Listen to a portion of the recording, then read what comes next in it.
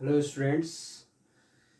आज हम class seventh का सेकेंड चैप्टर साइंस का पढ़ने जा रहे हैं। उसका नाम क्या है? न्यूट्रिशन इन एनिमल्स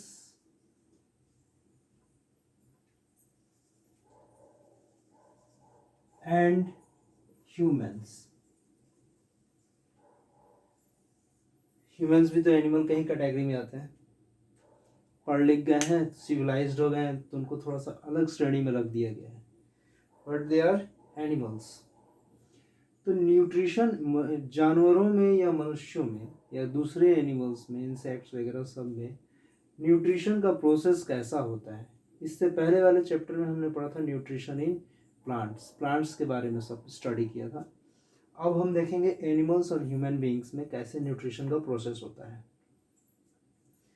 तो देखिए, इसमें हम आज दो टॉपिक को कवर करेंगे। दो टॉपिक लेकर इस चैप्टर को 2 या 3 वीडियोस में कंप्लीट कर देंगे। पहला टॉपिक है मोड्स ऑफ प्रोक्योरिंग फूड। इसका अर्थ क्या हुआ? Modes of procuring means food ग्रहण करना, मोड्स ऑफ मीन्स तरीके, फूड को प्रोक्योर करने का, फूड को अंदर लेने का, टेक करने का, भोजन ग्रहण करने के क्या क्या तरीके हैं एनिमल्स के द्वारा। देखिए, अलग अलग वैरायटी ऑफ एनिमल्स पाए जाते हैं हमारे दुनिया में। कोई एनिमल्स के रूप में, जानवरों के रूप में है, 4 फुटेड है, तो कोई ह्यूमन बींग्स के रूप में है, तो कोई बहुत ही छोटे छोटे पानी में रहने वाले जीव हैं, जो बहुत सारे ऐसे हैं जो पक्षी के रूप में है, इंसेक्ट्स के रूप में है, रेप्टाइल्स के रूप में है। तो बहुत सारे एनिमल्स हैं। तो इनके मोड ऑफ टेकिंग फूड भी अलग अलग डिफरेंट तरीके हैं। किसी के दांत हैं तो किसी के बीक है, तो अलग अलग तरीके हो सकते हैं। तो वही हम different modes of nutrition and different modes of taking food by the animals हम स्टडी करेंगे, देखेंगे और समझेंगे। आपके बुक में सब कुछ लिखा हुआ है, बस हमको यहाँ एक्सप्लेन कर देना है, उसको समझा देना है। जैसे कोई एनिमल्स डायरेक्ट फूड को अपने माउथ में लेता है। कौन से एनिमल्स हैं? जैसे काऊ, बफेलो, कैमल, वो क्या करते हैं? डायरेक्ट फूड को अपने माउथ से ही लेते हैं, उसको वो अपने हैंड का इस्तेमाल नहीं करते हैं। और जैसे आप बता सकते हैं, direct taking in their mouth, सीधे अपने मुंह में भोजन लेने वाले कौन है? काऊ है, गोट है, ये जो जो एनिमल है, लायन है, टाइगर है, डायरेक्ट अपने मुंह से ही फूड को अंदर लेते हैं, इंजेक्ट करते हैं, मतलब कि अंदर की तरफ लेते हैं। अब अगला है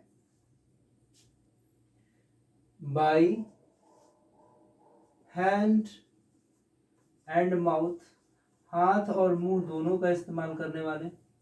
जैसे मंकी हैं, ह्यूमन बीइंग्स हैं, और भी मनुष्य के प्रजातियों में, मैंने पिछले एंसेस्टर्स में माना जाए अगर, तो चिंपांजी, गोरिल्ला, ये सब अपने हाथ और मुंह दोनों का ही इस्तेमाल करते हैं। तो human beings and monkeys humans हो रहे हैं। ओके, अगला है, देखिए अमीबा। एक एग्जाम्पल आप लोग देखेंगे, इसके बारे में हम डिटेल्स में पढ़ेंगे। अमीबा एक ऐसा यूनिसेलुलर ऑर्गेनिज्म है। अमीबा क्या है? एक सिंगल सेल से बना होता है, जिसको देखना बड़ा मुश्किल होता है, माइक्रोस्कोप से देखते हैं। माइक्रो ऑर्गेनिज्म है जो पानी में पाया जाता है, एक्वाटिक है ये। वो क्या करता है? अपने फूड को कैसे, एक छोटा सा जीव ये फूड को कैसे, ना उसका मुंह है, ना हाथ है, ना पैर है, ना दांत है, ना कुछ है, तो वो कैसे अपने फूड को कैप्चर करेंगे? तो ये तो अपने से छोटे प्रे को, अपने से छोटे से शिकार को वो पकड़ेगा। तो इसके पास इसका ब्रॉड एक व्यू होता है। मान लीजिए अमीबा ये है, अमीबा, इसका कोई फिक्स स्ट्रक्चर नहीं होता, इसके बारे में हम डिटेल्स में पढ़ेंगे। इसका इरेगुलर स्ट्रक्चर होता है। तो ये चीज को क्या होता है? आगे बढ़ाते जाता है और अपने शिकार को ये पकड़ लेता है। इसको कहते हैं स्यूडोपोडिया। इसका एक झूठा पैर जिसको कहते हैं, उसी से चलता है। कहीं से भी अपने शरीर से पैर की तरह पोर्शन निकाल लेगा और उस शिकार को पकड़ के अपने कैविटी में ले लेगा। तो स्यूडोपोडिया के थ्रू, फॉल्स फीट के थ्रू अमीबा अपना फूड प्रोक्योर करता है। ओके, अब हम देखेंगे एक और एक्वाटिक ऑर्गेनिज्म है पैरामीशियम। पैरामीशियम वो जो हम लोगों का चप्पल होता है ना, फुट जो स्लीपर कहते हैं, स्लीपर के आकार का होता है। इसमें ब्रिसल लाइक स्ट्रक्चर्स होते हैं, ब्रिसल्स लाइक स्ट्रक्चर होते हैं। इसी से वो क्या करता है, घूमता है, जिसको सीलिया कहते हैं। ब्रिसल लाइक स्ट्रक्चर को क्या कहते हैं, सीलिया कहते हैं। इसी से वो ट्रैवल करता है और अपने फूड को ऐसे ऐसे करके ब्रिसल्स से कलेक्ट करता है। और अगला है जैसे फ्रॉग।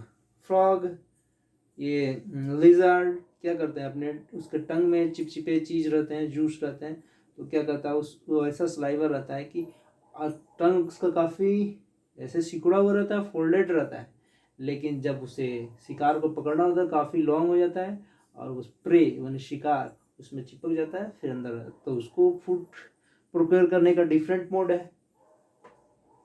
अब देखेंगे फ्रॉग हो गया, लिजार्ड हो गया, ओके, बुक में सब लिखा होगा। जैसे बटरफ्लाई, हाउस फ्लाई, ये सब क्या है, हनी बी, ये सब इनके पास शकिंग ट्यूब होते हैं, फीडिंग ट्यूब, जैसे मॉस्किटो फीडिंग ट्यूब होता है इसके पास।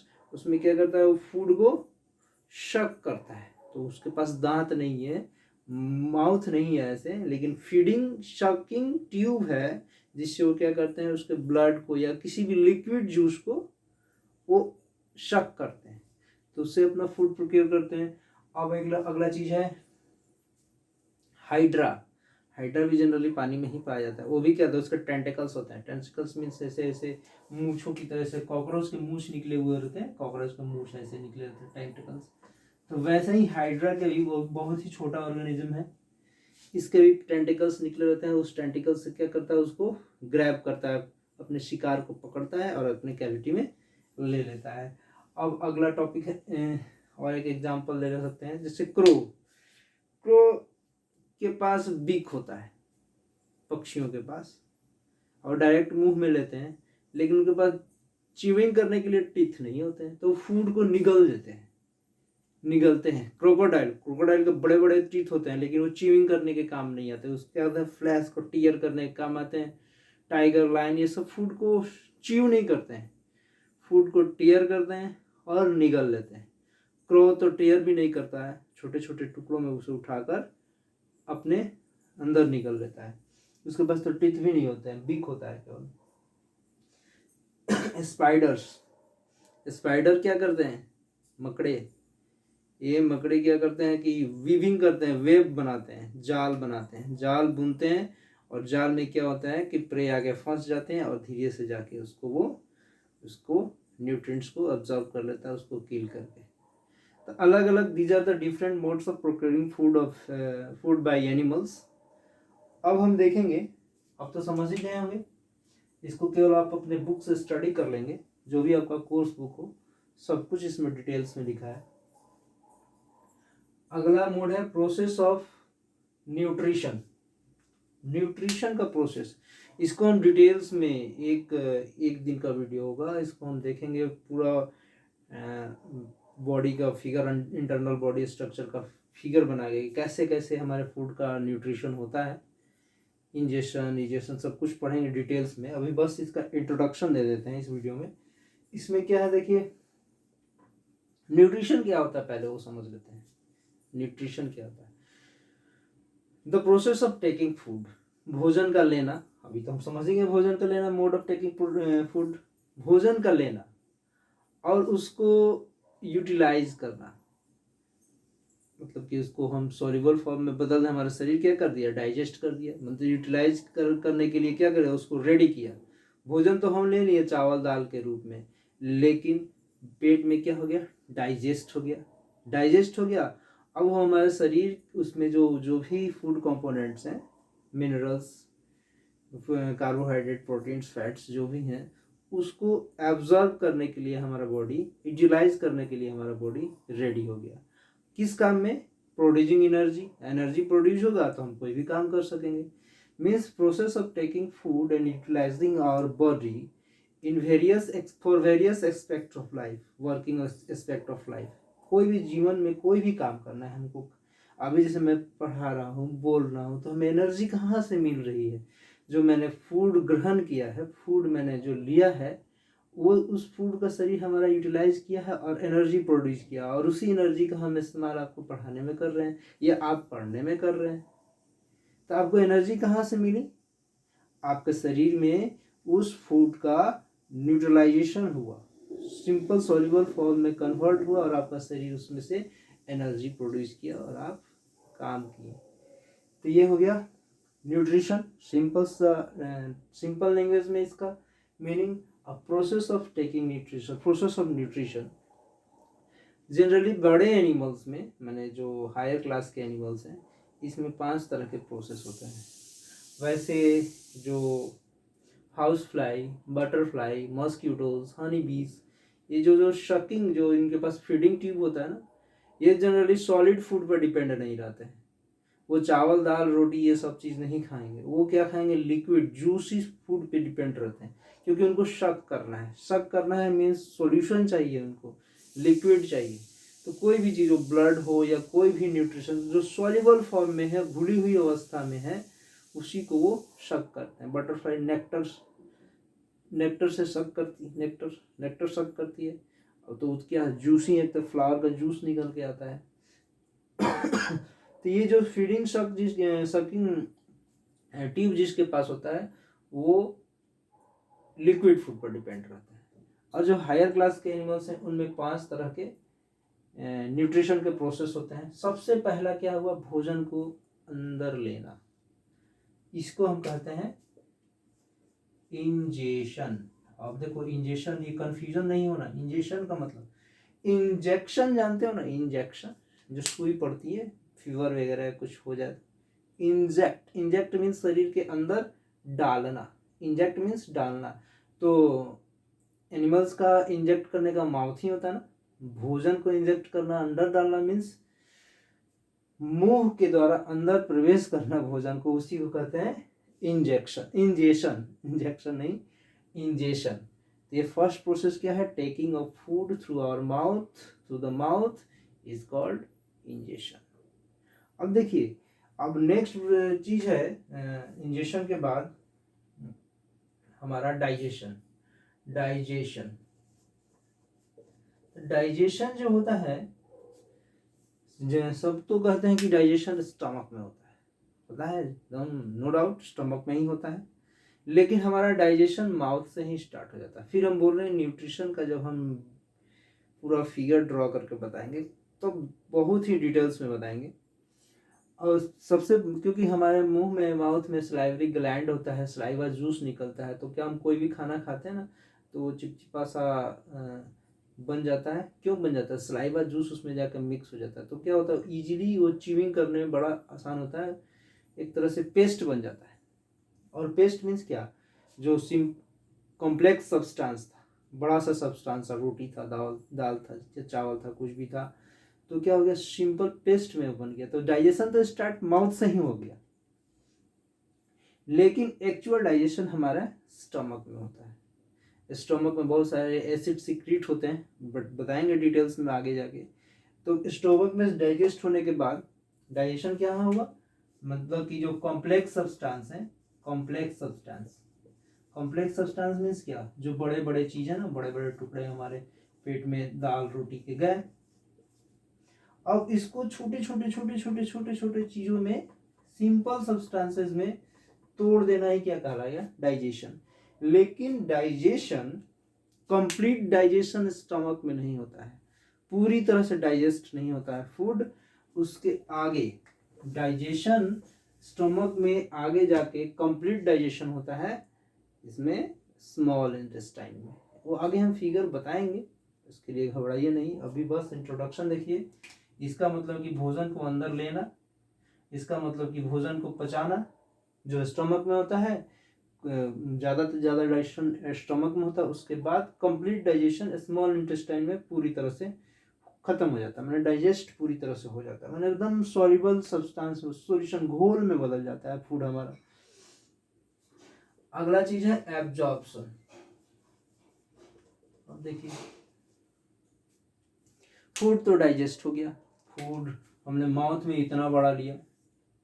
और डाइजेस्ट होकर इतने छोटे छोटे छोटे छोटे छोटे छोटे टुकड़ों में बदल गए, एकदम सॉल्युबल घोल में बदल गया। अब देखिए सॉल्यूशन में बदल गया ये। अब इस सॉल्यूशन में बदल गया तो उसमें भोजन में, उस फूड में प्रोटीन्स हैं, फैट्स हैं, कार्बोहाइड्रेट्स हैं, मिनरल्स हैं, इन सब चीज़ों को हमारे शरीर को एब्जॉर्ब करना है। हमारे शरीर को क्या करना है? ये सारे फूड कंपोनेंट्स को एब्जॉर्ब करना है। एब्जॉर्प्शन, इन्हीं में से जो फूड कंपोनेंट्स हैं, मिनरल्स, विटामिन्स, प्रोटीन्स, फैट्स को हमारा शरीर जब एब्जॉर्ब करने लगता है तो उसी को क्या कहें? एब्जॉर्प्शन। ये भी कहाँ होता है? ये भी स्मॉल इंटेस्टाइन में ही होता है। देखिए इन स्मॉल इंटेस्टाइन में कंप्लीट डाइजेशन भी होता है और एब्जॉर्प्शन भी वहीं पर होने लगता है। ठीक है ना। विली एक चीज आएगा, विलाई या विली। विली चीज क्या करता है? उसमें से फूड कंपोनेंट्स को एब्जॉर्ब कर लेता है। एब्जॉर्ब कर लिया, अब देखिए फूड कंपोनेंट्स एब्जॉर्ब हो गए, मिनरल्स, प्रोटीन सब एब्जॉर्ब हो गए। उसके बाद एसिमिलेशन। एसिमिलेशन, एसिमिलेशन में क्या होगा? ये जो हम फूड कंपोनेंट्स बॉडी ने एब्जॉर्ब कर लिया, अब इस फूड कंपोनेंट्स को घुली हुई अवस्था में, सॉल्युबल फॉर्म में ब्लड में मिला देना ही और एनर्जी उत्पन्न करना। एब्जॉर्प्शन देखिए यहाँ पर क्या हुआ? सॉल्युबल सब्सटेंस को यहाँ पर ब्लड में मिला दिया गया, सॉरी यहाँ ब्लड में मिला दिया गया एब्जॉर्ब करके, और इस ब्लड में मिले हुए फूड कंपोनेंट्स के द्वारा अब शरीर में एनर्जी उत्पन्न होगा ना, प्रोटीन से, फैट से, सब चीज जो एनर्जी उत्पन्न होगा, उसी एनर्जी के माने क्रिएशन को हम क्या कहते हैं? एसिमिलेशन कहते हैं। ठीक है। अब लास्ट चीज है इजेशन। देखिए इजेशन और इंजेक्शन दोनों में सिमिलरिटी है। तो इंजेक्ट मतलब याद रखिए कि इंजेक्ट मीन्स डालना, इजेक्ट जैसे कंप्यूटर का डिस्क इजेक्ट होता है, बाहर निकलता है, तो वैसे ही हमारे शरीर से इसमें से सारे चीज क्या हो गया? अब तो एनर्जी में यूटिलाइज हो गया। यहाँ पर क्या हुआ? भोजन लिए, यहाँ पर उसको तोड़े, और यहाँ पर किया उसको एब्जॉर्ब किए, और यहाँ पर एब्जॉर्ब किए फूड के चीज का हम एनर्जी में कन्वर्ट किए। यही हुआ। अब जो चीज इसमें से ना क्या हुआ था? फूड कंपोनेंट्स तो बाहर आ गए थे, प्रोटीन्स, मिनरल्स सब बाहर आ गए थे, और जो सॉलिड चीज बच गया था शरीर में, बेकार चीज, अब उसमें से कुछ यूज नहीं होगा। जैसे क्या करते हैं, फ्रूट जूस निकालना होता है ना, फलों के जूसों को, फ्रूट के जूस, फ्रूट के जूस को निकाल लिए, और उसका जो रफेज होता है ना, छिलके उलके ये सब चीज, उसको क्या करते हैं? फेंक देते हैं और जूस को पी लेते हैं। तो क्या हुआ? हमारा शरीर वही सॉल्युबल फॉर्म में से फूड कंपोनेंट्स को क्या किया? उसने एब्जॉर्ब कर लिया। जो सॉलिड चीज बच गए ना उसमें के, अब उसको शरीर से, गंदे चीजों को शरीर से बाहर भी निकालना होता है, जिसको कहेंगे इजेशन। क्लियर है? यही है कंप्लीट न्यूट्रिशन का प्रोसेस। इसको हम नेक्स्ट वीडियो में, थर्ड वीडियो में पढ़ेंगे। नेक्स्ट वीडियो में हम ह्यूमन टीथ के स्ट्रक्चर, उसके केयरिंग के बारे में हम जानेंगे। तो आज के लिए इतना ही, नेक्स्ट वीडियो के लिए वेट कीजिए। That's all.